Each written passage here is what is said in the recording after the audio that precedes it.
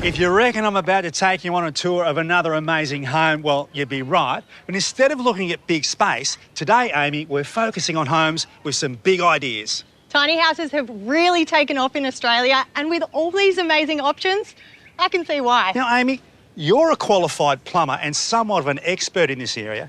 And this year on the show, you'll be looking at not only tiny homes, but another great passion of yours, women in the trades. Yeah, I'm super excited to show the Better Homes and Gardens viewers my beautiful stories of women in the trades, but most importantly, tiny houses. So let's go see what's about. Well, we've got to stop yapping and it's time to think little.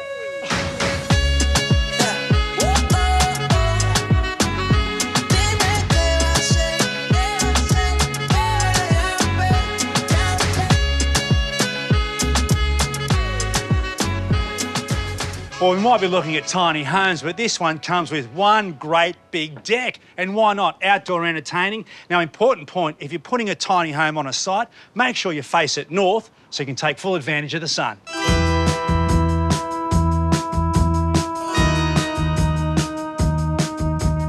Now, this tiny house obviously looks a little bit different to the rest. It's because it's made with bushfires in mind.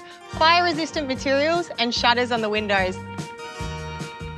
The best thing about tiny houses is you can custom build them to be completely off-grid, so you can put them in the most beautiful places around Australia.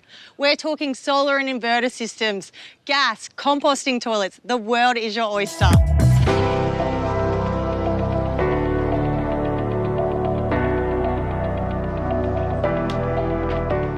Well, this one is that new, as they say. It's just fallen off the back of a truck. But within those maximum dimensions you can tow on the road, you can design pretty much whatever you like. You can, Pete. The gable roof, the louver window, you could even have a breakfast bar out there, and then also the staircase with the little touches like the LED lights.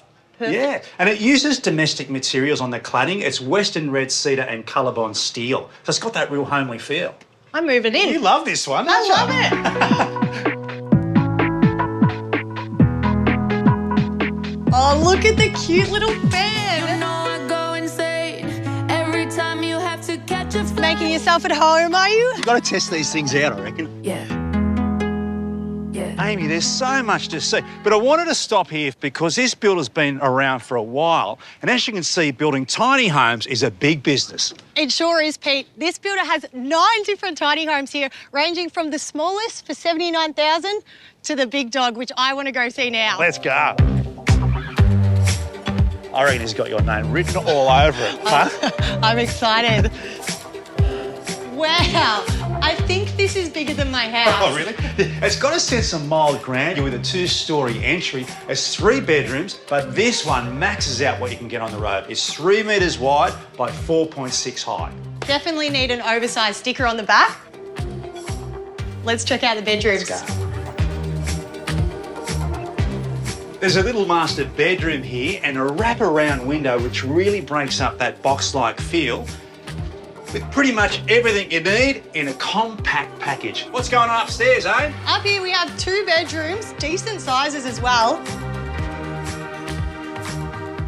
And a staircase with added storage. How good is that?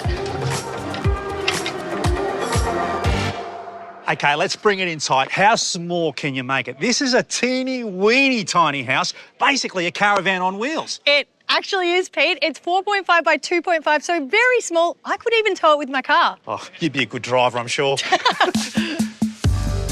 Hey, Aim, I think this is the Mighty Mouse of the tiny house movement. It's tiny. It is tiny, but this is what you're looking for if you want to rent it out, short-term accommodation.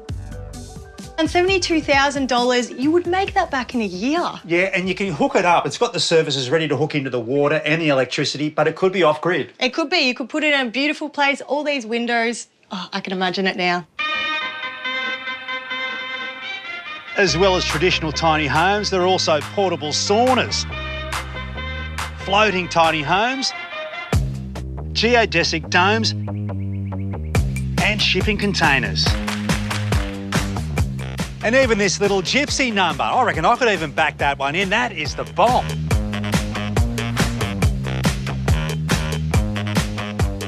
Talking about stepping it up. Well, you're not wrong. This is the most expensive on the lot at around 270 grand. But we've got kitchens, sitting rooms, even skylights. It's actually 2 tiny houses joint together. So it's joint right here, bolts in the bottom, flashings on the top, watertight, we're laughing. And I tell you what, some pretty impressive finishes as well.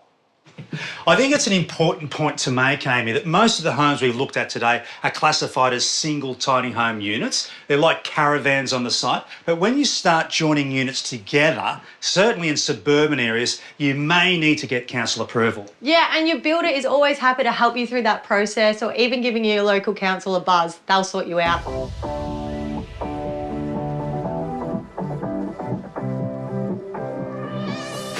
Well, Amy, we've only looked at a very small sample, but this tiny homes tour has been terrific. It has been, and you can see with the rising cost of living why tiny houses are becoming so popular. And it's easy to see why the world of tiny homes is only going to get bigger.